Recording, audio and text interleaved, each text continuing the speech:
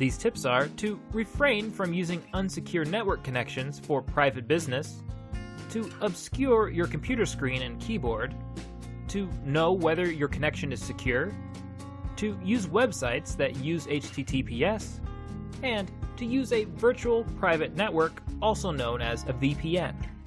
Wireless security tip number 1 is to refrain from using public networks for private business.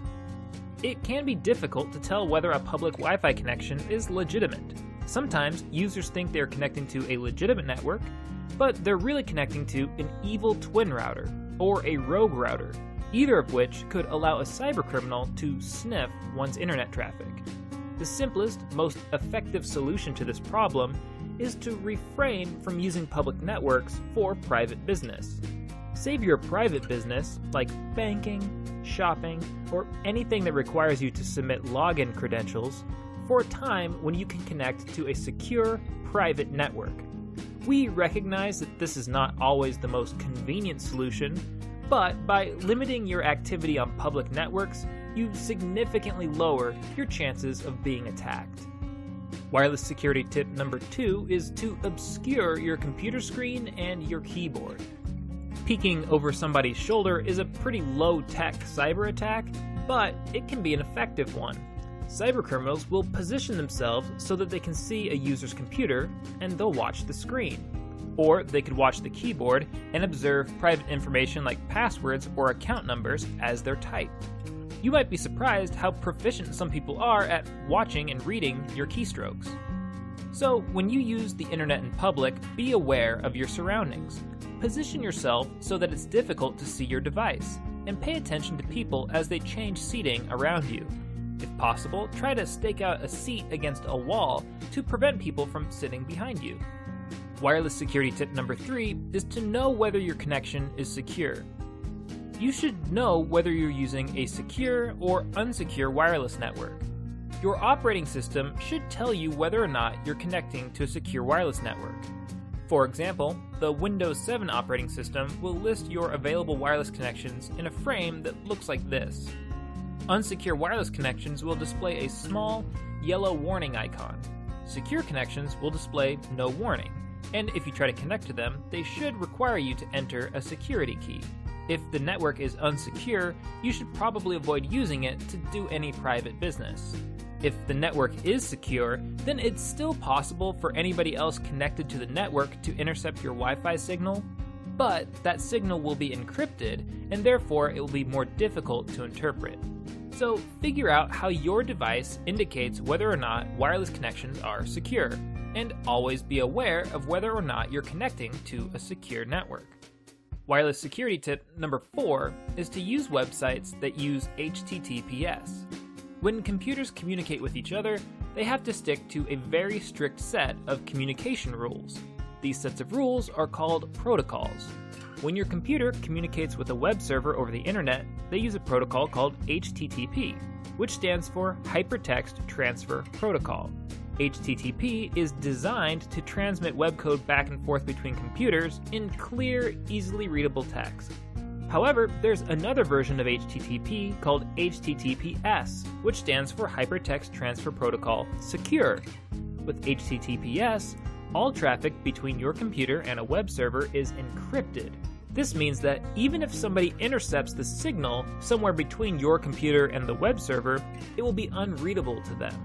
Many websites use HTTPS for their login pages so that your login credentials are secure as they move across the internet. If you're going to submit sensitive information online, you should make sure that you're using a web page that uses HTTPS. Most browsers display the address bar differently for a web page that uses HTTP than it does for a web page that uses HTTPS. Here's what the difference looks like on Firefox. The page on top uses HTTP, and the page on bottom uses the more secure HTTPS. Notice the green padlock and security certificate on the HTTPS page.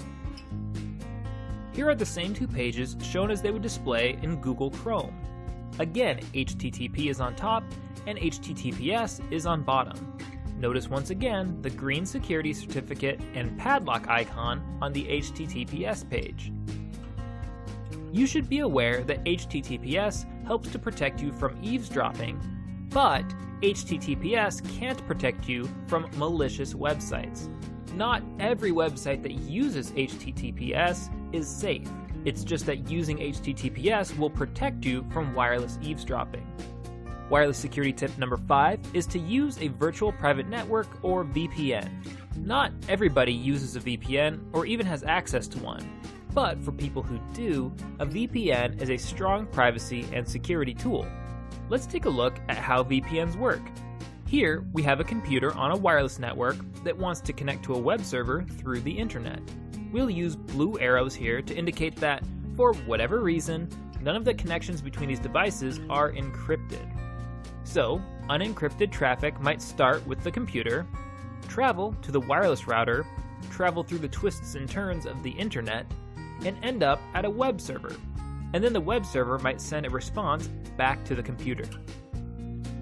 None of this will necessarily be encrypted, but now let's imagine that this is happening on a VPN.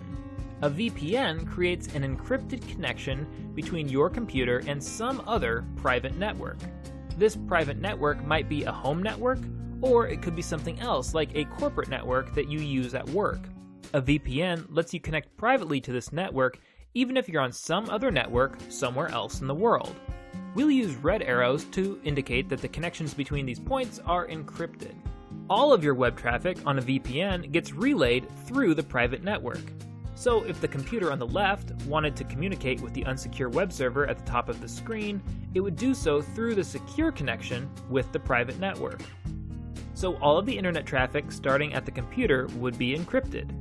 This encrypted traffic would remain encrypted as it moved across the internet to the private network. Then the private network relays the traffic to wherever it's supposed to go. At this point, it may become unencrypted.